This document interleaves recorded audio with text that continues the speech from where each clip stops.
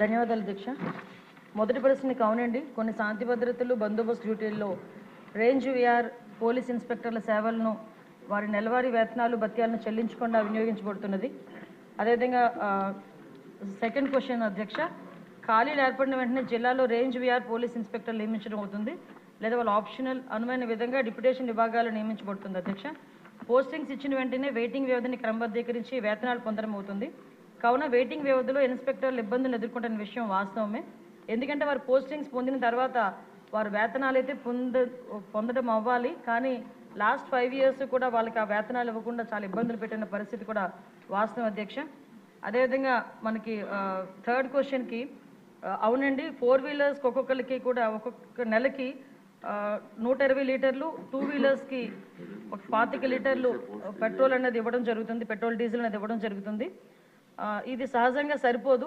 కావున శాంతి భద్రతల డ్యూటీలు, విఐపీ డ్యూటీలు వంటి క్షేత్రస్థాయి డ్యూటీలు నిర్వహించేటప్పుడు అధికారులు అనేక ఇబ్బందులు ఎదుర్కొంటున్న విషయం కూడా వాస్తవం అధ్యక్ష.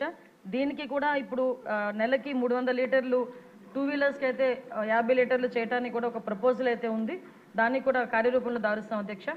అదేవిధంగా 4వ క్వశ్చన్కి అధ్యక్ష, అవునండి, పెట్రోలింగ్ మరియు విఐపీ భద్రతా డ్యూటీలను అదనంగా నిర్వహించడానికి క్షేత్రస్థాయి అధికారులు వినియోగించిన పాత వాహనాలతో పోలీస్ శాఖ చాలా ఇబ్బందులు ఎదుర్కొంటుంది. శాఖ కూడా వాహనాలు తీవ్ర కొరత ఇబ్బంది పడుతుంది అధ్యక్ష. ఎందుకంటే దీనికి 2014లోనే 2018లోని టీడీపీ గవర్నమెంట్ అధికారులు ఉన్నప్పుడు మాత్రమే సుమారుగా 150 కోట్లు, 2014లో 100 కోట్లు, 2018లో 50 కోట్ల రూపాయలు వెహికల్స్కి శాంక్షన్ చేయడం జరిగింది, వెహికల్స్ కొనడం జరిగింది. 2021లో 17 కోట్లు పోలీస్ శాఖకి నూతనంగా వాహనాల గురించి వాహనాలు అయితే కొన్నారు, కానీ దానికి బిల్స్ కూడా పేమెంట్ చేయకపోవడం వల్ల ఏపీ పోలీస్ని లాస్ట్ గవర్నమెంట్లో మహీంద్రా వాళ్ళు బ్లాక్ లిస్ట్లో పెట్టుకున్నారు అధ్యక్ష. అది చాలా సిగ్గుచేటు అన్నమాట. అది బ్లాక్ లిస్ట్లో పోలీస్ డిపార్ట్మెంట్ పెట్టుకొని ఈ రోజుకి కూడా కోర్టులో వాళ్ళు వేసుకుంటే, మొన్న ఈ గవర్నమెంట్ వచ్చిన తర్వాత 13 కోట్ల రూపాయలు దానికి వెహికల్స్ కూడా చెల్లించడం జరిగింది అధ్యక్ష. ఇప్పుడైతే సుమారుగా దగ్గర మనకున్న వెహికల్స్ 8,000 వెహికల్స్లో దగ్గర 50% వరకు కూడా అవన్నీ కూడా స్క్రాప్కి ఇవ్వాల్సిన పరిస్థితి ఉంది అధ్యక్ష. వాహనాలు అయితే ఉన్నాయి అధ్యక్ష, కొరత ఉంది అధ్యక్ష. 2023-24లో 1,567 వాహనాలను ఇదివరకే స్క్రాప్ చేయడం జరిగింది అధ్యక్ష. ఇప్పుడు 2,605 వాహనాలు స్క్రాపింగ్ సిద్ధంగా ఉన్నాయి అధ్యక్ష. నూతన వాహనాల కొనుగోలు, ప్రస్తుత వాహనాల మరమ్మతుల కోసం బడ్జెట్ కేటాయింపు నిమిత్తం అభ్యర్థనతో సమస్యలను ప్రభుత్వ దృష్టికి తేవడం అయింది అధ్యక్ష. అదేవిధంగా నెక్స్ట్ క్వశ్చన్ అధ్యక్ష, అవునండి, పోలీస్ సిబ్బంది కొరత అయితే ఉంది అధ్యక్ష. 2023 డిసెంబర్ 31 నాటికి 19,999 వేకెన్సీస్ ఉన్నాయి అధ్యక్ష. వేకెన్సీస్ లిస్టు వాటి కేటగిరైజ్ ప్రకారం సభ్యులకు కూడా అందించడం జరిగింది అధ్యక్ష. తర్వాత మనకి 17/9/2002 తేదీ గల హోమ్ సర్వీసెస్ శాఖ నుంచి కొంతమందిని, అంటే తర్వాత క్వశ్చన్ అధ్యక్ష, ఈ ప్రమోషన్స్ గురించి అడిగారు అధ్యక్ష.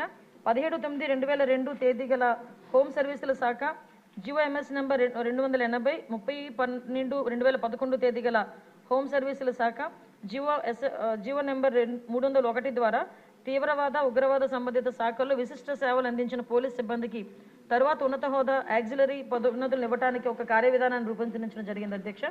మార్గదర్శకాల ప్రకారం దిగువ పేర్కొన్న విధి విధానాలు నిర్వర్తించి అటు వ్యక్తులకు మాత్రమే యూనిట్ అధికారులు సిఫార్సు చేయాల్సి ఉంటుంది.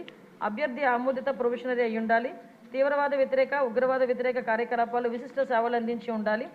సంతృప్తికర రికార్డు ఉన్న వాళ్ళు, అదేవిధంగా సర్వీస్ అంతటా ఏదైనా ప్రధాన సెక్షన్ లేకుండా గత 6 సంవత్సరాలకు క్లీన్ డిఫాల్ట్ షీట్ కలిగి ఉండాలి అధ్యక్ష. అదేవిధంగా డిఎస్సి సివిల్ డిఎస్గా పదోన్నతి పొందేందుకు సర్వీస్ నియమాల అర్హత విధానాన్ని నెరవేర్చిన అతను లేక ఆమె ఉంటే తప్ప శాఖలో 30 సంవత్సరాల సర్వీస్ పూర్తి చేసుకున్న సబ్ ఇన్స్పెక్టర్, సర్కిల్ ఇన్స్పెక్టర్ డిఎస్పీగా పదోన్నతి పొందరు అధ్యక్ష. కృష్ణకుమార్ రాజు గారు. నమస్కారం అధ్యక్ష.